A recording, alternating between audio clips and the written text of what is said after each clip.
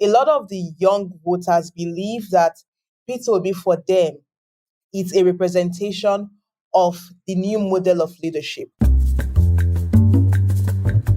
Welcome to Global Dispatches, a podcast for the foreign policy and global development communities and anyone who wants a deeper understanding of what is driving events in the world today. I'm your host, Mark Leon Goldberg. I am a veteran international affairs journalist and the editor of UN Dispatch. Enjoy the show.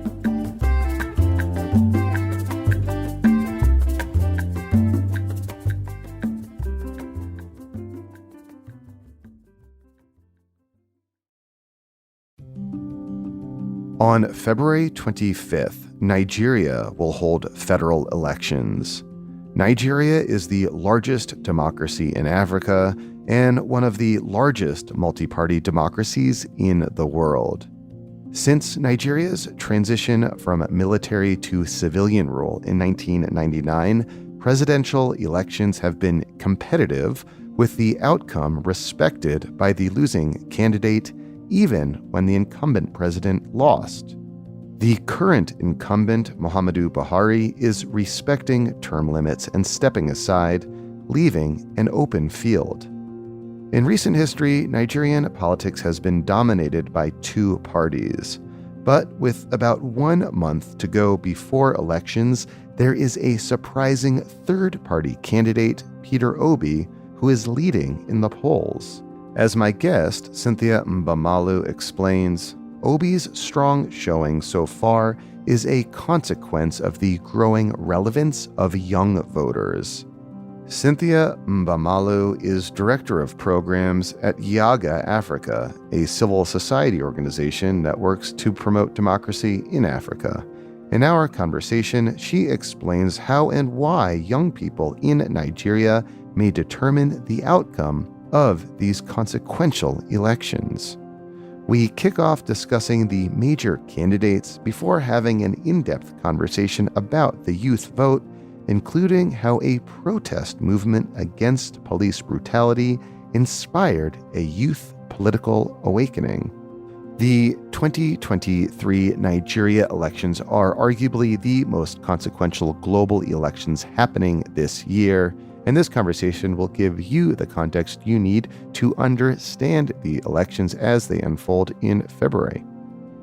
Now here is my conversation with Cynthia Mbamalu, Director of Programs at Yiaga Africa.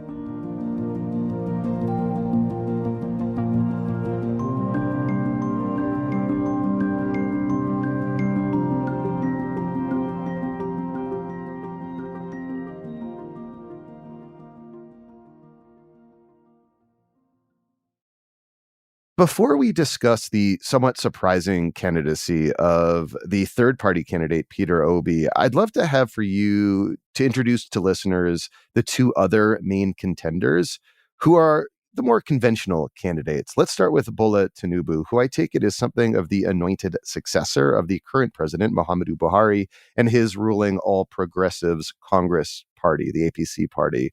What has Tinubu's campaign been like so far? Tinubu, first, is not a new name in Nigeria's politics.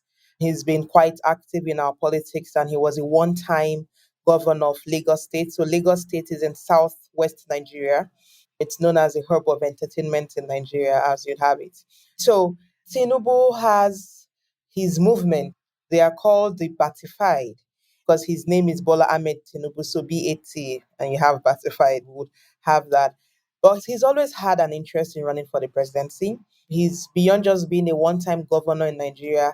He's known as a big money bag. So he's one of the foremost, rich politicians in Nigeria. And for the incumbent president's election in 2015 and 2019, a lot of reporters indicated that Tinubu's financial support was quite instrumental in getting this incumbent president elected. So it was no-brainer to have the president anoint or, in the sense, identify with Tinubu as a candidate for the party.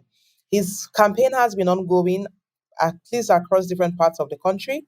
In fact, we are currently, Yiaga Africa, the group I work with, in our pre-election observation, we have campaigns by the APC reported from about 80% of our local government areas in the country, and Nigeria has about 774 local government areas. So that's the third tier, lower level of government.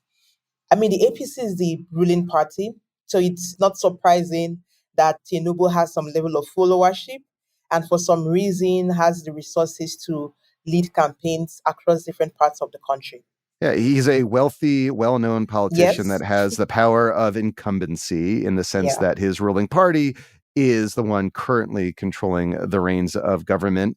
And he is being challenged by another very well-known name in Nigerian politics, Abubakar Atiku of the People's Democratic Party. I take it he's something of like an always the bridesmaid, never the bride. He has run many times, Many never times. Yeah. succeeded, and he's getting on in age. So this is his last opportunity, it would seem. Yes, he is 76 years old. That's young for American politics. Well, you can say that. But yeah, so you could imagine his level of, I don't want to use the term desperation, but for Atiku, I feel like he believes that this is his last opportunity because no one knows what the next elections would be like. But he's run consistently. He was a one-time vice president in Nigeria. He comes from northeast Nigeria. Adamawa State is in northeast Nigeria. His state is one of the states ravaged by insurgency and terrorism in Nigeria. But PDP is the major opposition. At least since 2015, the PDP, People's Democratic Party, has been the major opposition. And so he has that platform of a party that is also popular and known as a major opposition and also has a reasonable number of seats in the national parliament, also controls some states. He also has a movement, they call them the Articulates, from Atiku, obviously. So you have those who are articulating, moving, you have people across different parts of the country, also part of this campaign. The challenge with Atiku at the moment is that the PDP also has its intra-party conflict which is yet to be resolved. So he's not as confident as he was in 2019 when he also contested for president under the PDP as his party. However, he's hopeful. We've gotten reports of campaigns going on in a large percentage of local government areas in the country. And I'm using local government because that's the lowest level of governance. And anyone that can go to a large number of local government shows some level of popularity. So, for many years now, Nigeria has had a vibrant multi party democracy. And if this were like normal times, either Bola Tinubu of the ruling APC or Abu Bakar Atiku of the opposition PDP, one of those two men would be president. But this is not Yeah. a normal year. You have this insurgent candidate, Peter Obi. Who is he and what explains his surprising candidacy? We're speaking in the middle of January. He's currently leading in the polls that I've seen. Yes, he is surprisingly so. Because in multi-party democracy, there's a tendency for two-party dominance, and we've had that for a long period of time until the emergence of P2B or the obedience movement. That's also his followers call themselves the obedience. Now, P2B was a one-time governor in Anambra State. Now, Anambra is a state in southeast Nigeria, and he was a one-time governor in the state. He's also been in politics for a while. So in 2019, he was the running mate for Atiku, Abubakar Atiku, when Atiku ran for the president in 2019. He's been in the People's Democratic Party, the PDP, for a while. However, 2020, during the party primaries, he already could tell that he wouldn't be accepted as a party's candidate because first, P2B is not as rich as Atiku or does not control the kinds of resources Atiku controls. However, this was happening at a time where a lot of Nigerian youth felt that they had no option when it comes to voting and when it comes to voting choices presented before them. If you remember that 2022 or just some few years ago in 2020, there was this popular NSAS movement, protests which shut down some cities where young people went to the street to protest against police brutality and what have you. Just to emphasize that point, these were huge protests, Yes. youth-led protests against police brutality. There was this notorious police unit, SARS, that would basically like shake down and brutalize mostly young Nigerian men. And you had these really mass movements, mass protests that came on the heels of the Black Lives Matter protests here in the United States and the George Floyd protest, but took their own unique twist in Nigeria in the forms of protesting against police brutality. And you're saying this is like the genesis of this Yes. now really vibrant youth political awakening. Exactly, because the NSAS was like an awakening to young people.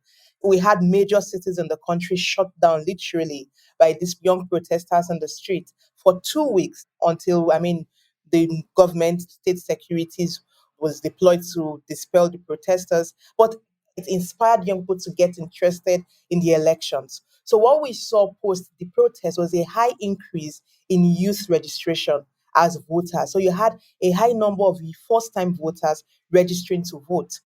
I saw a statistic as I was researching this topic to interview you that there have been 10 million new voters registered ahead of the elections, 84% of which are people under the age of 34. Yes, the numbers reduced to 9.5 million because of the cleaning of the register. But within that number, young voters under 35-year-olds were the majority. So it was a revolution of young people, basically. And for them, getting registered to vote also meant identifying a candidate that best represented their interest. So it was not surprising the moment Peter Obi decided to move from the People's Democratic Party and move to the Labour Party, because now Labour Party is becoming a popular party, not because of the party itself, but because of the candidacy of Peter Obi. Because Peter Obi, during the party primaries, realized the party primaries would not be transparent and wouldn't give him a fair chance to contest. And he decided to move to another party. Labour Party was the closest party he could identify with, which had some level of representation in the legislative houses. And so it was easier for him to work with Labour Party. But the moment Peter Obi moved, it seemed like there was a shift within the political space in Nigeria. Because all of a sudden, young Nigerians who ordinarily cared very little about elections were going on social media, organizing and mobilizing themselves to support Peter Obi. So if you follow the reports on registration, 2022, towards the end of voter registration, we had a surge of younger people struggling to get registered because that was around the time Peter Obi became the candidate for the Labour Party. So you have younger people who are his supporters and who are deploying their resources across the country to mobilize voters for his election. So, what is it about Peter Obi that makes him so attractive to younger voters? Is it a personality thing, or does he have specific campaign platforms that deliberately are meant to attract this surge in youth voters to his candidacy? I would say the first thing was Peter Obi seemed to be the alternative to the old order. And at 61 years old, he's sprightly compared to the other two. That will be the second. He's the younger of the other candidates. So Atiku is 76, Bola Tinubu is 70 years old. So he's younger than the others, and not just young in age, but in his mannerism, in the way he engages, in the way he projects himself. He projects himself as a younger candidate who connects with young people. And so that has been a major attraction for young people. But I think one thing that has so far been his message, he's also projecting the message of going to contest based on his capacity and competence, not necessarily based on the monies he would be giving out.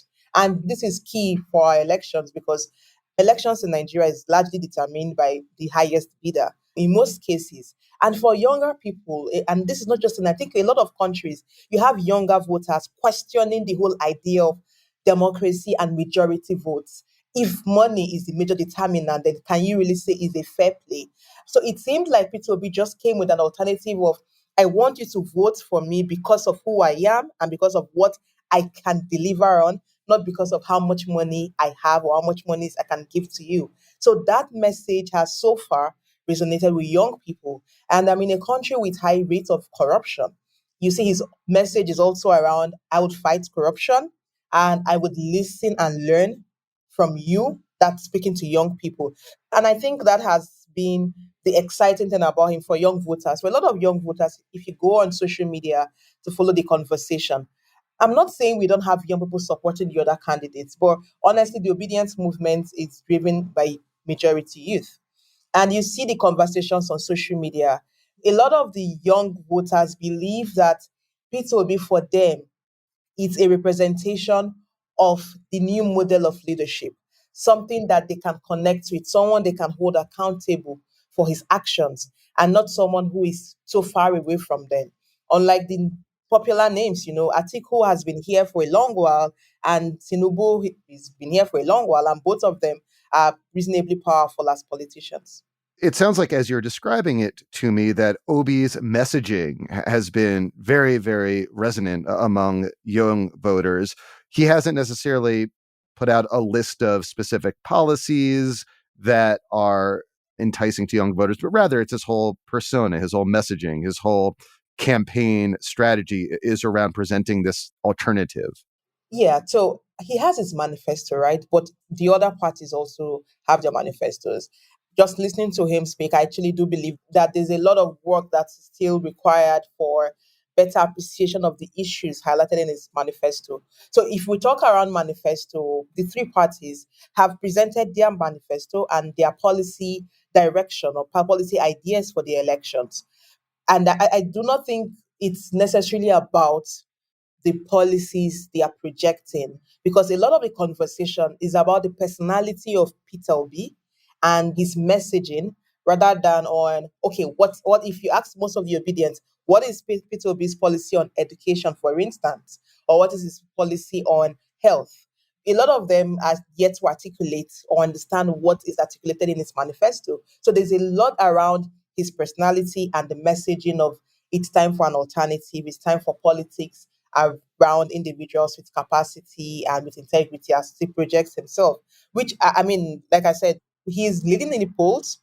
However, I know Nigerian elections is beyond majority vote because you also need the spread, which is where a lot of older politicians feel comfortable that they could still compete with him at the polls, regardless of the youth vote. Why? What do you mean it's about the spread as opposed to majority? To win a presidential elections in Nigeria, you need to win the highest number of votes cast. However, you're also required by the Constitution to win at least 25% of the votes cast in two-thirds of the states and the Federal Capital Territory. Nigeria has 36 states, with the Federal Capital Territory, that is 37. So you need to win at least 25% of votes cast in two-thirds of 37. The idea for this is Nigeria is a diverse and multicultural, multi-ethnic and religious nation. It's possible to win a majority vote without having the spread, but then it wouldn't represent a presidency of the generality of the people, which is why you are required to win at least two-thirds of the states in the country. That way, you're not limiting your campaign to one region. So the country has six geopolitical zones: the north central, northeast, northwest, south, southeast, southwest. We have different states broken into these geopolitical zones. There's a lot of regional politics in Nigeria's in our political space. So the idea within the constitution is for any president to emerge, that president should secure majority votes and should have the constitutional spread. And that probably helps to explain why typically if there's a Christian president of Nigeria, they have a Muslim vice president. When there's a Muslim president, they have a Christian vice president. That's typically the history. Yes, yes, that explains that. Typically, yeah, the history until the recent, we have the APC's candidate, that's All Progressives Congress, Bola Tinubu, and his running mate are both Muslims. It's been a major issue because the practice is to avoid a Muslim ticket. So you either have Muslim Christian and Northern Southern balance to ensure there's better representation. So young people are a key voting bloc heading into this election. Young people are also demographically the majority of people in Nigeria. I'd love to have you just kind of discuss like the state of Nigerian youth. I take it, for example, that unemployment among young people is just astronomically high.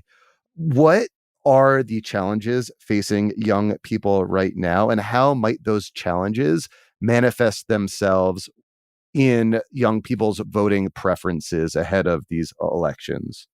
The first is, like you mentioned, is high youth unemployment currently, not just youth unemployment. So the growing insecurity, which is multidimensional in the country, has also impacted on youth development. So we have parts of the country where insecurity has crippled economic activities. A lot of young people are entrepreneurs, meaning that for young people who thrive in those informal sectors in these respective states with insecurity issues, that they've been out of any form of business for a long period of time. And specifically, this is many of the northern states of Nigeria that are still amid that like Boko Haram ISIS insurgency. But not just that. So we have states in the northeast with the terrorist and insurgency attacks, like you have the Boko Haram. So states like Adamawa, Borno, Yobe in the northeast. But we have the bandit attacks ongoing currently. So a high level of banditry that has displaced several communities in states in northwest Nigeria. So there are communities in northwest that the citizens are displaced or every economic activities are currently crippled.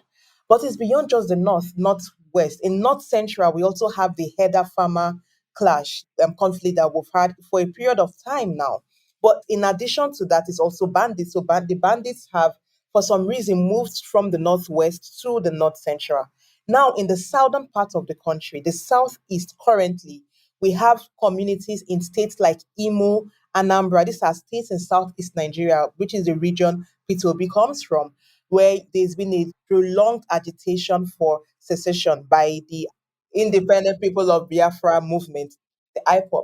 So they've had this prolonged agitation for a period of time, but it has taken a new dimension where you have communities attacked and people killed at will. There's no business on Mondays. The groups, they are more militant in nature now, and they've imposed a Monday compulsory stay at home. So on Mondays, schools don't open, businesses don't open, everything is shut down, and people who break that rule are punished. Their businesses are burnt down.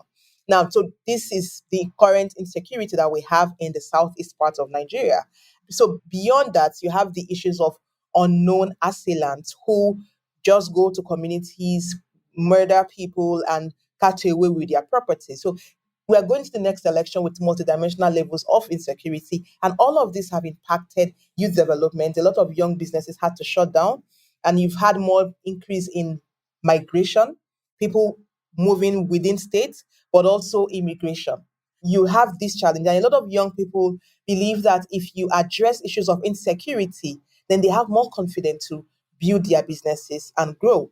It has increased level of poverty, unemployment. Education is big for young people because the tertiary institutions in 2020 was shut down for almost a year.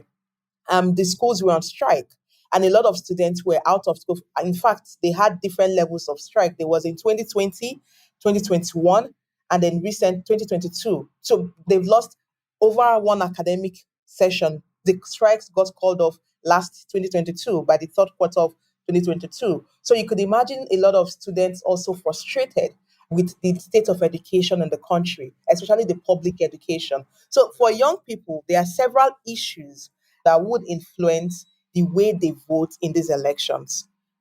On this question of security, is Peter Obi saying anything that's radically different than the other two candidate in terms of what he would do to address security concerns that, as you just described, are disproportionately impactful on young people? Well, he's made a lot of statements on security. However, I've listened to him speak on different platforms. I'm not very convinced with his statement on security in Nigeria. He needs to do a lot more research to understand the security challenges because most of his commitments are around would provide better resources, would go to Israel, a lot of those conversations. But our security challenges are a bit more localized and our context is a bit more different. It's multidimensional. And I feel that, yes, he's speaking on security. That's one of his messages. I would address insecurity once I become a president. But is the how? That's for me. The question for him to answer is the how, providing a concrete plan on this is steps I would take in the first 10 months or first 6 months in office to address insecurity in Nigeria. Because for me, that is a more convincing response that would inspire confidence. So we're speaking nearly a month before the February 25th federal elections in Nigeria. In the coming few weeks, are there any indicators or inflection points that you'll be looking towards that will suggest to you how this election season may unfold? For me, the first would be the response to the insecurity we have, because currently the Electoral Commission is also facing a major challenge of its ability to conduct election in every part of the country. Because if we don't have adequate security, it means that the Electoral Commission would have major difficulties in conducting elections in some parts of the country. That would also affect participation, especially youth participation. Because if we don't have adequate security, a lot of young people would not be confident to come out and vote just because people don't want to risk their lives just because they want to vote in an election. So that for me is major, the response to insecurity from now to the elections, especially because we're seeing attacks on the Electoral Commission's facilities. There have been reports of the offices in some states burnt down with election materials in it, and personnel of the Electoral Commission attacked, and some of them kidnapped. So this is a worrying thing. If that is addressed, I believe a lot of voters would be more confident to turn out to vote. The other, for me, is the quality of voter education and voter mobilization. We have a trend where you have a lot of young people indicate interest before elections. When it comes to election, we've recorded low turnout. The 2019 elections, for presidential elections, we had 35% voter turnout. And youth turnout was 28% in that election. And in 2019, young voters made up 51.1% of the registered voters. So you could imagine for an election where young voters were almost half the population, only 28% of that number turned out to vote. Meaning that for these elections, youth registration currently is at 39.6.5%. That's the comprehensive list ahead of the elections. But the major determinant of a change in the outcome of elections would be dependent on young people mobilizing themselves and coming out to vote on elections day. That for me would be the game changer if we increase youth turnout in the elections. That is the only way the outcome would be influenced. If not, we'll still stick with the usual outcomes that we've had in our previous elections. And I think the third and the last thing that would determine how these elections would go would be the commitment of the president to leave a legacy of credible elections. An incumbent has the power to ensure the state institutions work for the people and not for his party. So the president currently needs to make very convincing and bold statements to Nigerians that he would be neutral in these elections and he would ensure that the state institutions, so the security agencies, the electoral commission, that they would all work to serve the needs of the people and not the needs of the All Progressives Congress. Because a lot of citizens are a bit apprehensive that the security agencies may be deployed against opposition. We've seen this happening in some states where opposition have major challenges campaigning or having the activities, and the state institutions that are deployed to oppress them during the campaign. So we need the president to, both in his speech and his body language, to commit to a legacy of credible elections that allows fair competition. Is there anything else you wanted to add, like a question I didn't ask or a point you wanted to make? I think the only question, because we've had conversations around a possible runoff, what would happen if no candidate secures the majority of votes or the required spread? And this is because now we have a P2B who has a possibility to share or to affect the votes of the two parties. Before, you could easily have just two parties contesting, one party usually gets the spread. We've never had three major parties in a sense.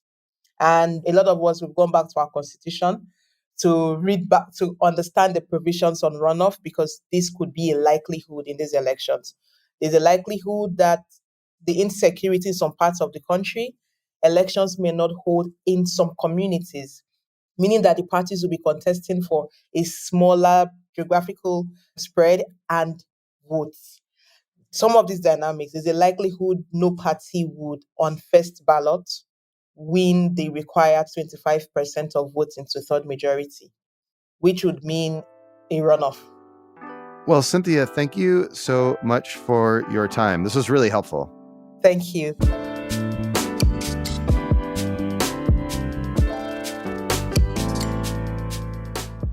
Thank you for listening to Global Dispatches. Our show is produced by me, Mark Leon Goldberg, and edited and mixed by Levi Sharp. If you have questions or comments, please email us using the contact button on globaldispatchespodcast.com. Before you go, do take a moment to show your support for the show by becoming a premium subscriber. If you're listening on Apple Podcasts, you can do so with a couple taps of your thumb. If you're listening elsewhere, you can go to patreon.com/globaldispatches. We rely on support from listeners to continue to do what we do far into the future, and by becoming a premium subscriber, you will unlock access to our entire archive of hundreds and hundreds of episodes. Please rate or review the show on Apple Podcasts.